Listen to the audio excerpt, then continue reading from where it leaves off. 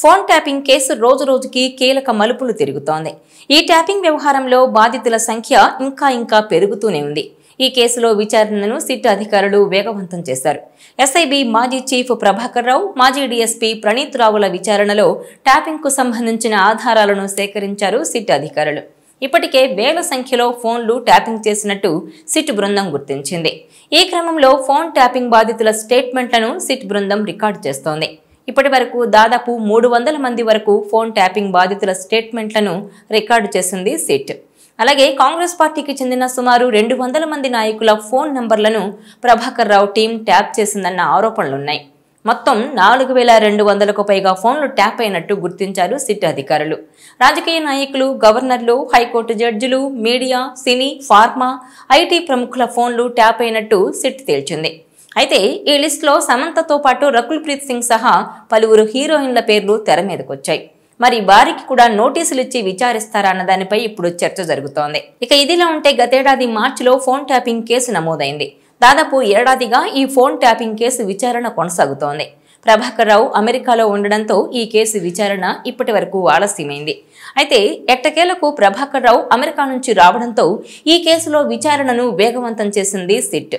దాదాపు నెల రోజులుగా ప్రభాకర్ రావును విచారిస్తుండటంతో కీలక విషయాలు వెలుగులోకి వస్తున్నాయి. దాదాపు 4200కు పైగా ఫోన్లు ట్యాప్ అయినట్టు సిట్ అధికారులు చెబుతున్నారు.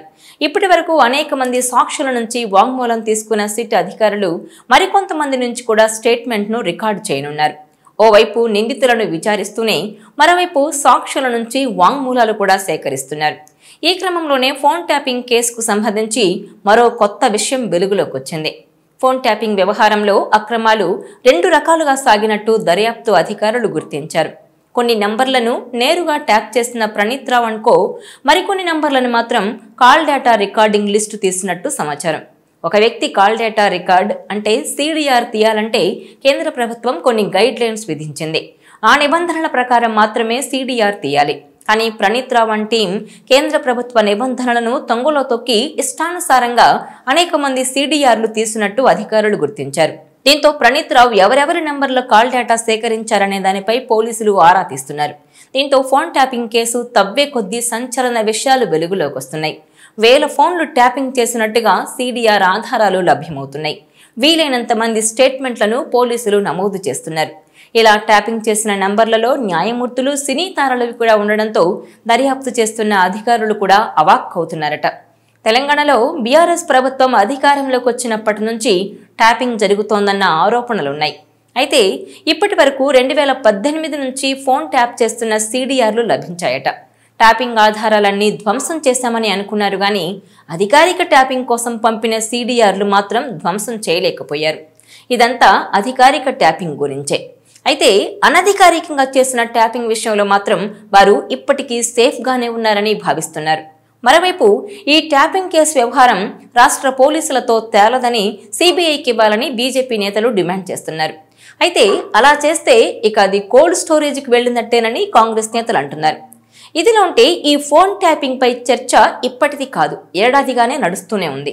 ఆ మాటకొస్తే అంతకంటే ముందు నుంచే ఈ వ్యవహారంపై రాజకీయ నేతలు ప్రకటనలు చేస్తున్నారు. ఈ క్రమంలో కొంతమంది హీరోయిన్ల పేర్లు కూడా తెరపైకొచ్చాయి. సమంత, నాగచైతన్య వైవాహిక బంధం దెబ్బతినడానికి ఈ ఫోన్ ట్యాపింగే కారణమనే ప్రచారం కూడా అప్పట్లో నడిచింది. అదే టైంలో ఈ వ్యవహారానికి సంబంధించి రకుల్ ప్రీత్ సింగ్ పేరు కూడా తెరపైకొచ్చింది. మొన్నటికి మొన్న అనసూయ పేరు కూడా బయటకొచ్చింది. తాజాగా ఓ బీజేపీ ఎమ్మెల్యే హెబ్బా పటేల్ పేరును కూడా ఈ వ్యవహారంలోకి తీసుకొచ్చారట. ఆమె ఫోన్ కూడా ట్యాప్ అయిందనే సమాచారం తన దగ్గర ఉందన్నారు. ప్రస్తుతం ఈ కేసుపై జోరుగా విచారణ చేస్తున్న సిట్ అధికారులు మరి ఈ హీరోయిన్లను కూడా ఎంక్వైరీకి పిలుస్తారా అన్నది ఇప్పుడు హాట్ టాపిక్ గా మారింది. ఈ ఫోన్ ట్యాపింగ్ కేసుకు సంబంధించి ఇప్పటికే పలువురు నేతల నుంచి స్టేట్మెంట్స్ తీసుకుంటున్నారు అధికారులు. ఎవరైతే తమ ఫోన్ ట్యాపింగ్ కు గురైందని ఆరోపణలు చేశారో వాళ్ళందరికీ నోటీసులు ఇచ్చి స్టేట్మెంట్స్ రికార్డు చేస్తున్నారు. ఈ క్రమంలో ఈ హీరోయిన్లకు కూడా నోటీసులు ఇచ్చే అవకాశం ఉందనే ప్రచారం సాగుతోంది. అయితే వీళ్ళెవరూ తమ ఫోన్లు ట్యాపింగ్ కు గురయ్యాయని బహిరంగంగా స్టేట్మెంట్ ఇవ్వలేదు. ఆ మాటకొస్తే ఈ అంశంపై వాళ్ళు ఇప్పటి వరకు స్పందించలేదు. సో కేసులో స్పష్టమైన ఆధారాలు దొరికితే తప్ప వీళ్లకు నోటీసులు ఇవ్వడం సాధ్యం కాదట. అయితే సిట్ మాత్రం ఈ విషయంలో సీరియస్గా ఉంది. చిన్న లీడ్ దొరికినా వాళ్ళ స్టేట్మెంట్ రికార్డ్ చేయడానికి వెనకాడడం లేదట. ఈ క్రమంలోనే హీరోలు హీరోయిన్ల పేర్లు తెరపైకొచ్చినా అధికారులు వెనక్కు తగ్గే అవకాశం లేదు. మరి ఈ ఫోన్ ట్యాపింగ్ వ్యవహారంలో విచారణ ఏ మలుపు తిరుగుతుందో చూడాలి. ఈ వీడియో మీకు నచ్చినట్లయితే please share, like and subscribe.